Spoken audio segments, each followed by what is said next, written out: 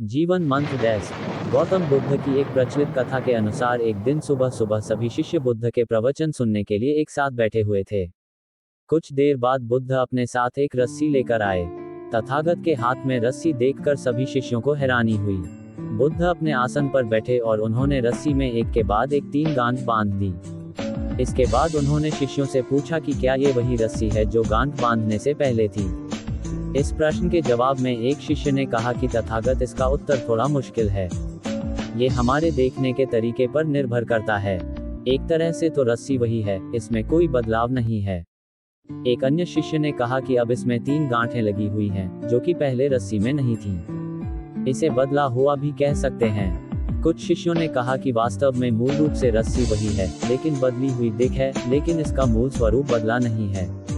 शिष्यों की बात सुनकर बुद्ध ने कहा कि आप सभी सही बोल रहे हैं।